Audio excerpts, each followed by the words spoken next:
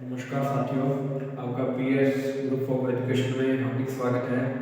आज हम एनटीटी का पार्ट नंबर 5 वैज्ञानिक प्रबंध का सिद्धांत, प्रशासनिक विचारधारा एवं नौकरशाही का सिद्धांत, ये हमारा टॉपिक का नाम है। हम इसकी चर्चा करेंगे।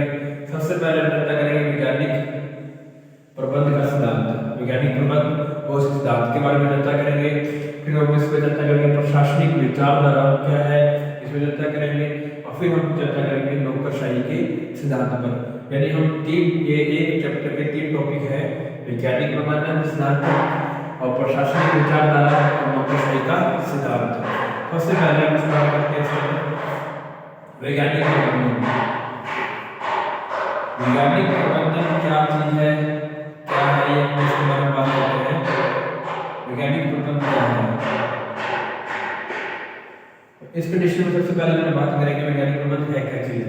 देखो, पहले तो इसकी आधारभूत मान्यता क्या है। तो वैज्ञानिक प्रबंध है, इसकी आधारभूत मान्यता ये है कि ये मानता है कि प्रत्येक कार्य एक विज्ञान है। यानी जितने भी कार्य हैं वो एक विज्ञान है। प्रत्येक कार्य एक विज्ञान है।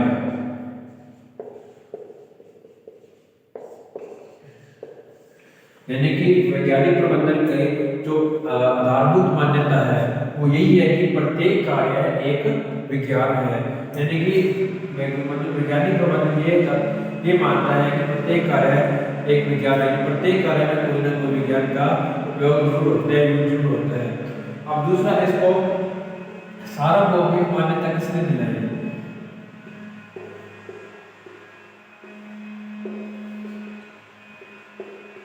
जो इसको वैज्ञानिक प्रबंधन को जो सार्वभौमिक मान्यता दिलाने वाले थे वो थे टेलर, एक मनोवैज्ञानिक विलियम टेलर। वैज्ञानिक प्रबंधन को सार्वभौमिक मान्यता दिलाने वाले जो मनोवैज्ञानिक थे वो कौन से थे? टेलर। तो ये तो आपने इसके बारे में सामान्य जानकारी कि वैज्ञानिक प्रबंधन कैसे क्या कुछ है। अब इसकी परिभाषा देखते हैं, अपनी परिभाषा क्या है, आखिर में ये है क्या। तो देखते हैं ये वास्तव में है क्या। देखिए, वैज्ञानिक प्रबंधन क्या चीज है। वैज्ञानिक प्रबंधन पर एक ऐसी विचारधारा है,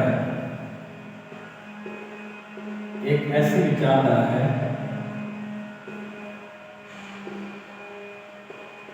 ऐसी विचारधारा है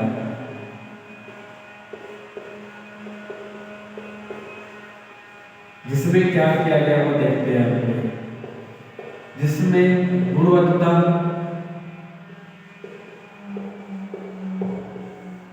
परंपरागत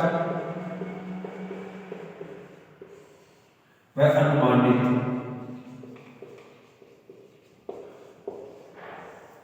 इन अवधारणाओं को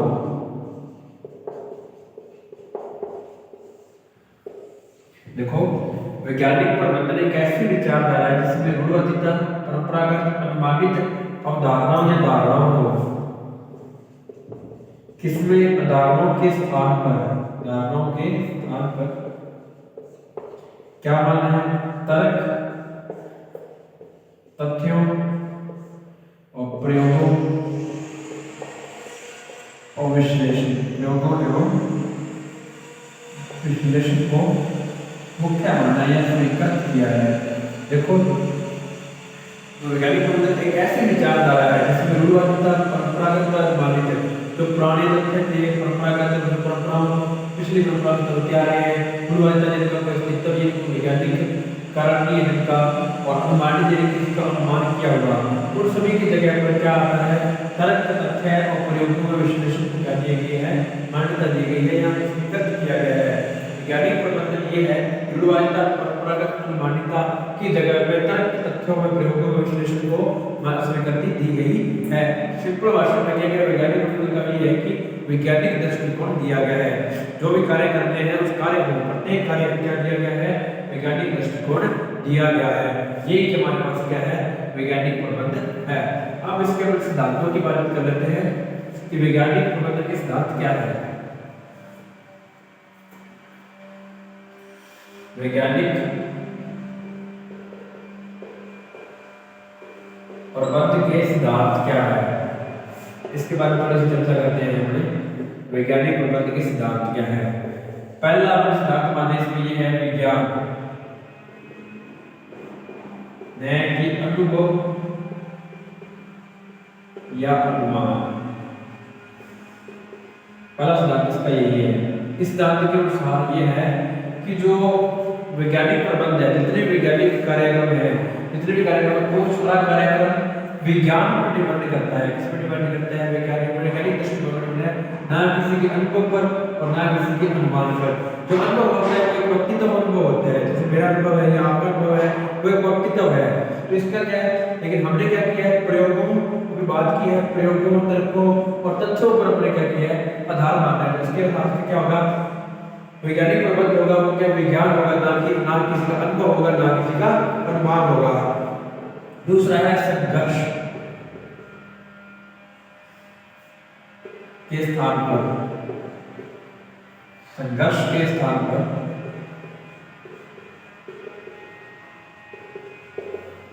मैत्री। ये सिद्धांत क्या कहता है? इस सिद्धांत के अनुसार जो वैज्ञानिक प्रबंध है, ये तो है नहीं, कोई भी कार्य कर रहे हैं उसको करने के लिए काफी लोग होंगे, एक बंदा तो कर सकता। प्रबंधक आगे जाने के लिए कमेटी, एक संगठन की बात हो रही है। तो इस कंडीशन में क्या होगा कि उन आपस में संघर्ष ना हो, संघर्ष के स्थान पर क्या हो, मित्रता हो, मित्रतापूर्ण व्यवहार हो उनमें। अगर उनमें संघर्ष लगा तो अपना काम कैसे चलेगा? ये एक सिद्धांत है कि उनके जो कार्यकर्ता है, जितने भी, उनके बीच में संघर्ष ना हो, उनके बीच में क्या हो, मित्रतापूर्ण व्यवहार रहे। तीसरा है अपना सहकारिता। तीसरा सिद्धांत है सहकारिता, न कि व्यक्तिवाद। इसका अर्थ क्या है सहकारिता, न कि व्यक्तिवाद? इसका अर्थ है कि जितने भी जो कार्यकर्ता है उनके बीच में क्या होना चाहिए, सहयोग की भावना होनी चाहिए। अगर वहां एक दूसरे को सहयोग होना चाहिए।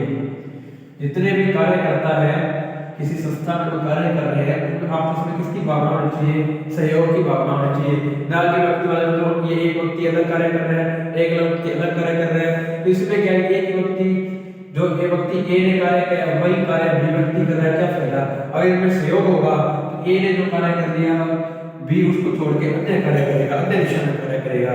तो ये इसमें जरूरी है कि सहकारिता होना जरूरी है, ना कि व्यक्तिवाद। और प्रत्येक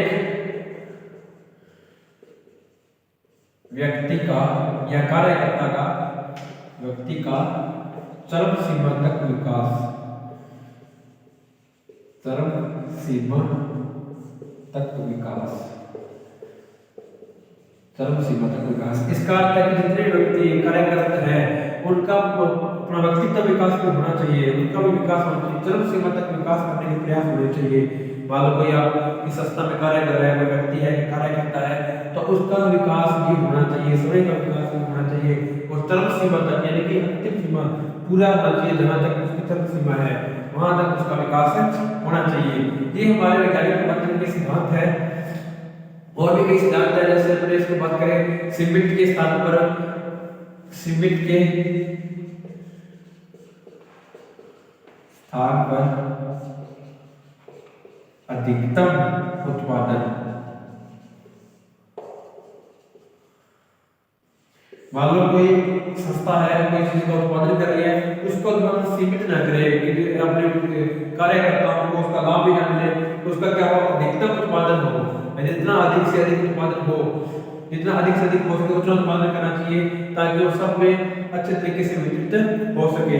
तो ये हमारे पास था वैज्ञानिक प्रबंधन सिद्धांत। ये अपने पास सिद्धांत है वैज्ञानिक प्रबंधन के, जो हमने कितने 1 2 3 4 5 सिद्धांत इसके पढ़े हैं। यहाँ हमारा क्या है, वैज्ञानिक प्रबंधन के सिद्धांत पूरे होते हैं। अब हम पढ़ेंगे प्रशासनिक विचार।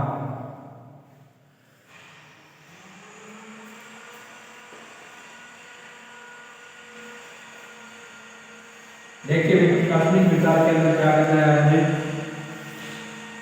जब कभी प्रशासनिक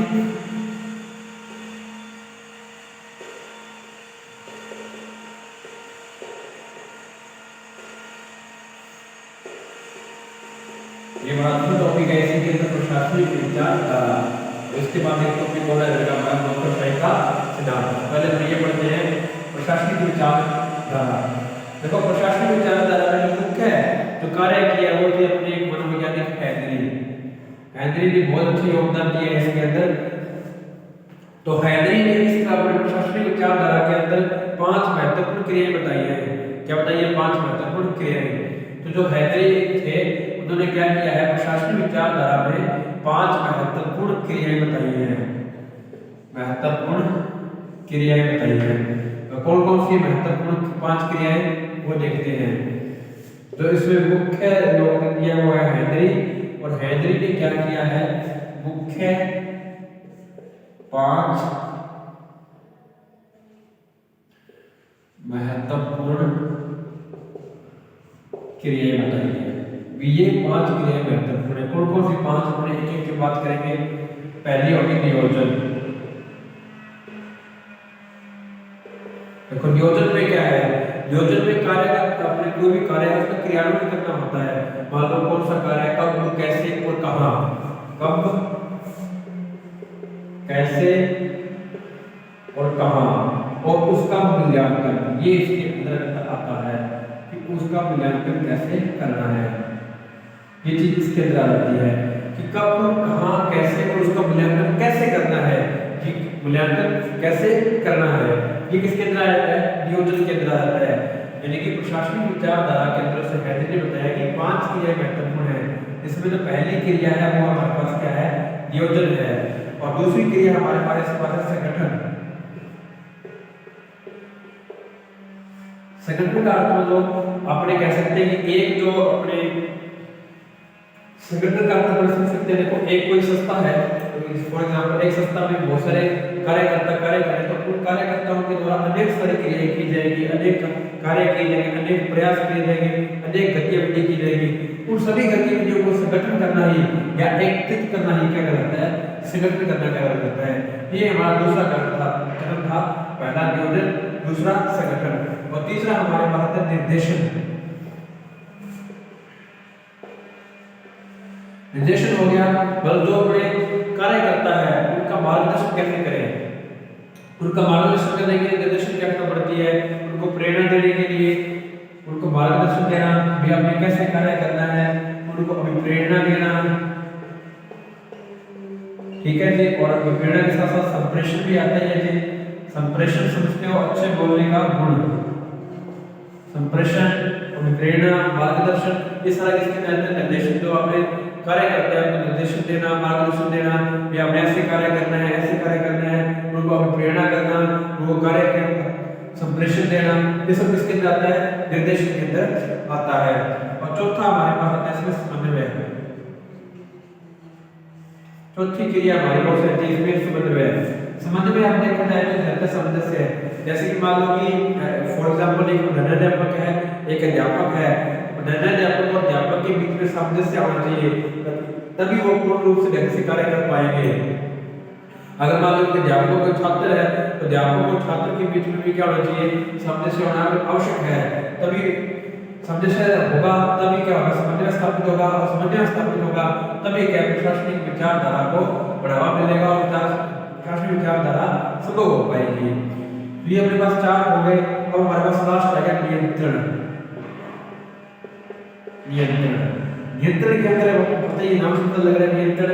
इस सारी योजना के ऊपर नियंत्रित करना ही इसका कार्य है कि अपने मूल्यांकन करना, जांच करना, जो उसने प्रयास किए हैं कार्यकर्ताओं ने, जो गतिविधियां की है, जो क्रियाएं की हैं, उनका नियंत्रण, उनकी जांच करना, उन क्रियाओं की जांच,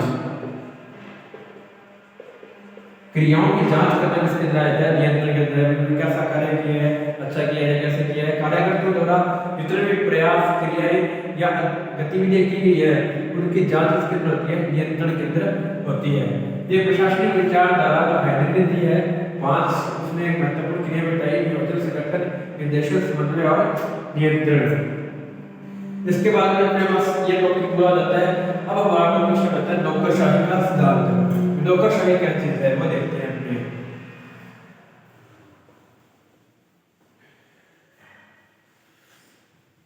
नौकरशाही की हमने पिछली क्लास में चर्चा की थी। सबसे बड़ी बात है कि नौकरशाही चीज क्या है।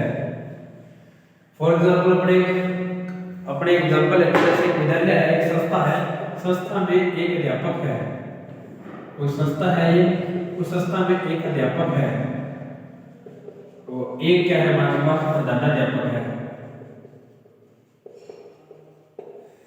तो ये अध्यापक है वो किसके अंडर काम कर रहा है? ये प्रधानाध्यापक के अंडर काम कर रहा है? बिल्कुल नहीं, ये प्रधानाध्यापक पद के अधीन कार्य कर रहा है। यानी कि नौकरशाही का अर्थ है कि जो भी कार्य करता होता है वो किसी व्यक्ति या व्यक्तित्व के आधार के अधीन कार्य नहीं करता, बल्कि वह किसी पद या सत्ता के अधीन कार्य करता है।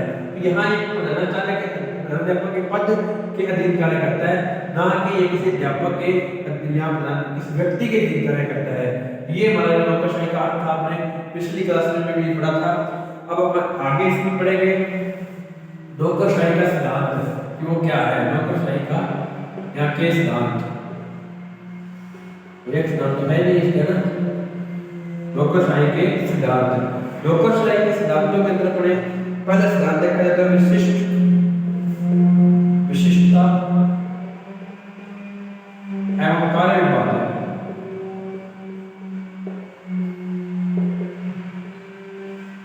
विशिष्टता एवं कार्य विभाजन, इसके अंदर क्या है कि इस सिद्धांत का काम करते हैं विशिष्टता एवं कार्य विभाजन। पर एग्जांपल लेके कहे हैं कि कार्य विभाजन करना है कि जैसे मान लो विद्यालय है, अपने कॉलेज चला रहे हैं, विद्यालय चला रहे हैं, उसमें प्रत्येक व्यक्ति को कार्य विभाजन कर दिया जाएगा।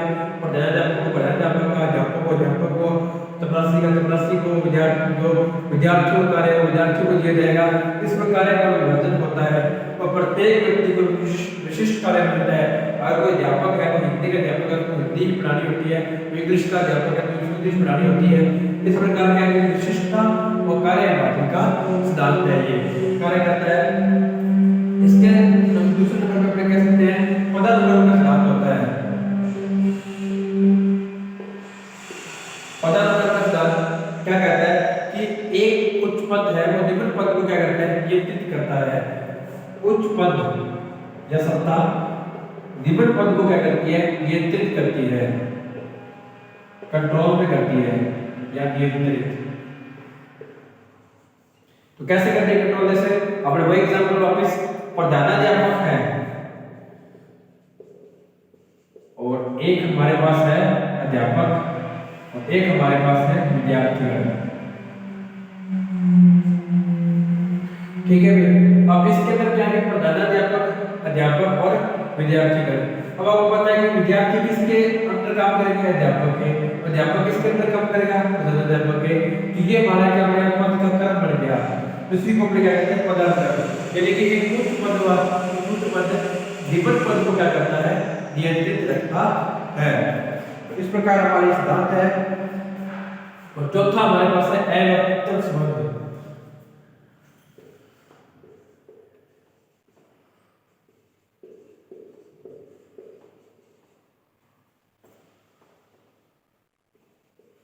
अव्यक्तित्व संबंध,